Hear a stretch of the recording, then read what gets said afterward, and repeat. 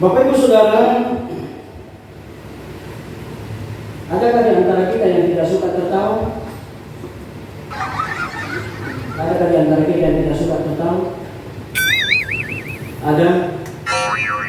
Saya kira tidak. Saudara,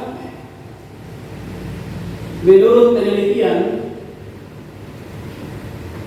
ini pakaian orang medis,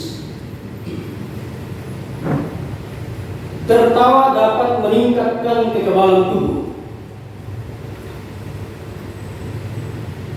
Bahkan penelitian menyebutkan bahwa suara tertawa dapat membuat tubuh kita lebih aktif atau kebal dari penyakit hingga 40%. Itu kalau tertawa. Tertawa menjadikan tubuh kita lebih aktif menghadapi infeksi atau kuman. Tertawa juga mempermudah pernapasan.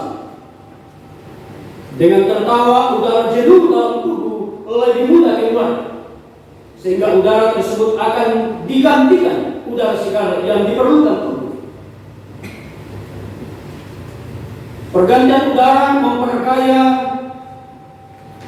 kandungan oksigen dalam udara serta membersihkan alat-alat pernapasan. Karena itu tertawa menyenangkan.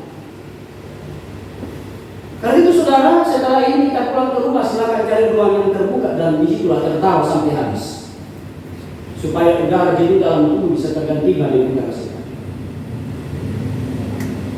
Sadarkah kita saudara bahwa Allah menciptakan manusia begitu unik?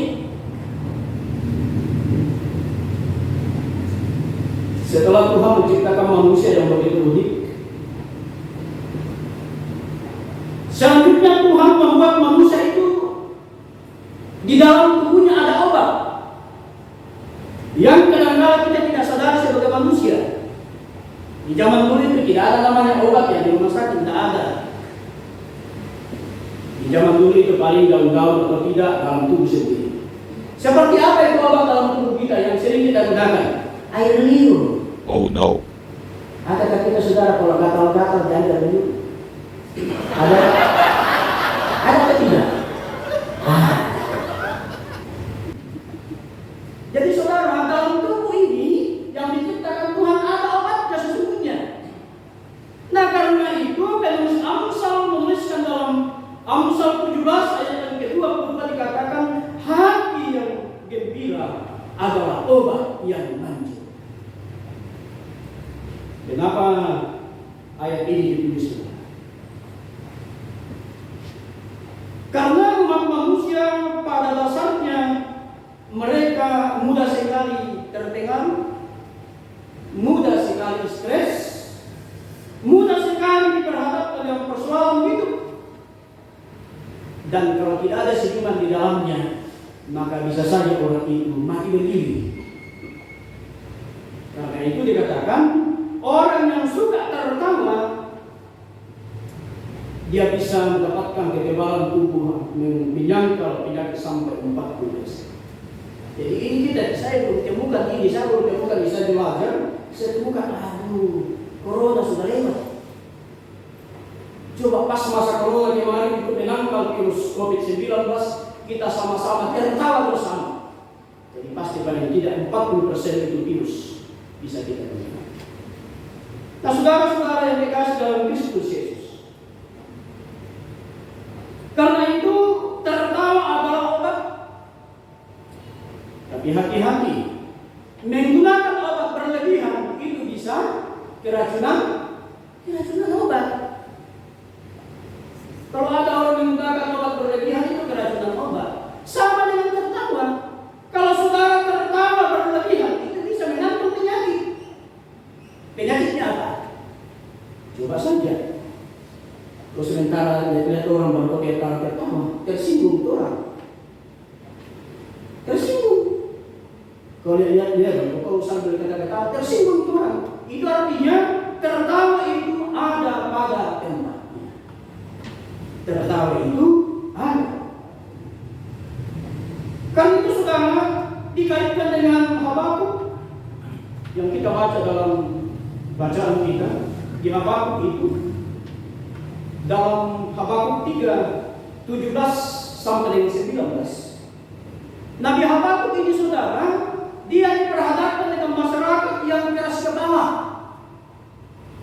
Habakuk ini diperhadapkan dengan masyarakat yang jahat, yang susah diatur.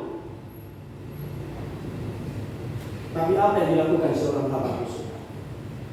Dikatakan, saya membaca begini.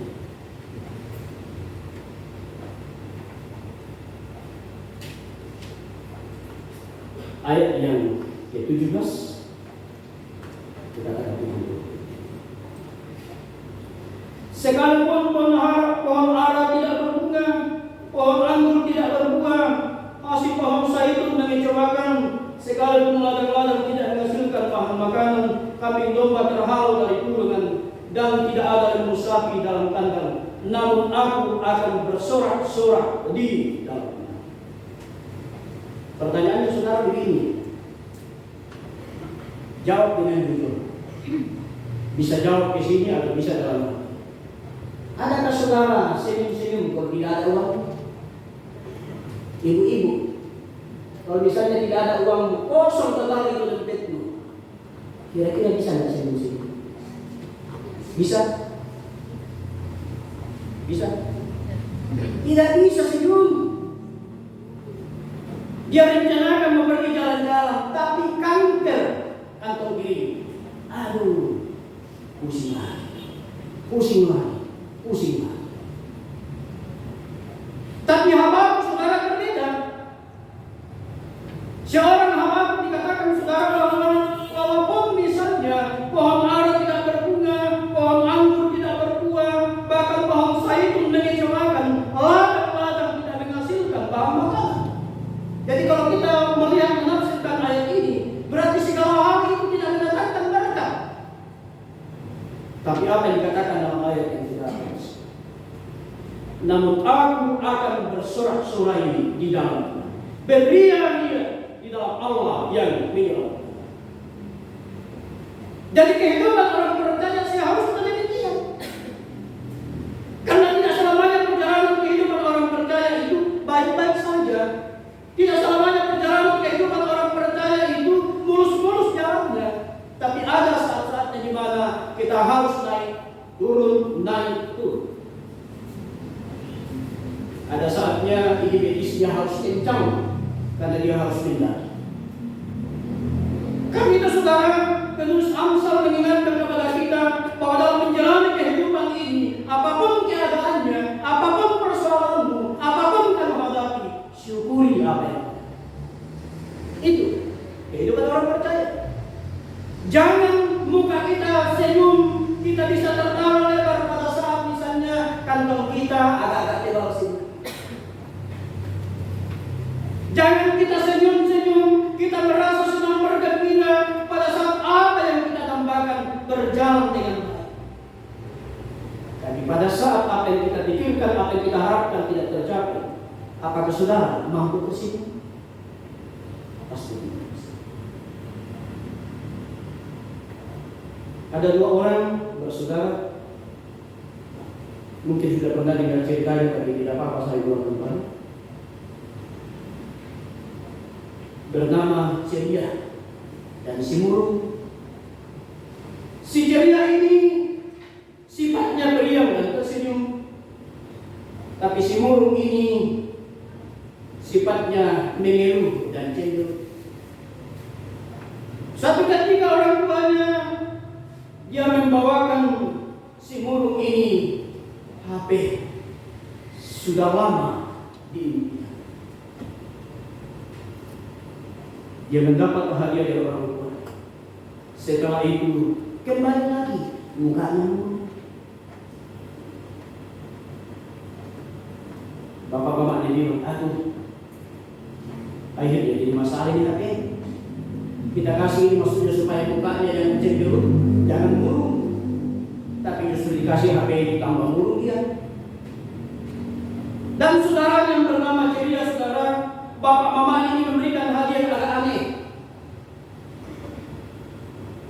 dia berikan hadiah kotoran kuda. Dia kaget, kok papa mama kasih saya kotoran kuda? Tapi kembali si Ceria dia berpikir, tidak mungkin papa mama berikan saya kotoran kuda. Tidak mungkin ada kotoran kuda kalau tidak ada kudanya. Papa mama sudah berikan saya kuda. Jadi pada saat dia menerima hadiah itu, saudara, mukanya ceria, dia meriang, dia tersenyum. Karena apa? Apapun keadaannya, apapun hadiahnya yang diberikan, baik atau tidak baik hadiahnya, dia tersenyum. Karena apa? Orang-orang ini bisa menguasai dunia. Orang ini tidak dikuasai dunia ini. Orang ini tidak dikuasai oleh kehidupannya sendiri atau dikuasai oleh orang-orang di sekeliling.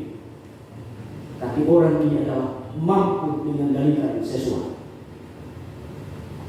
Karena itu saudara, si Ceria dan si burung menjadi gambaran penting bagi kita.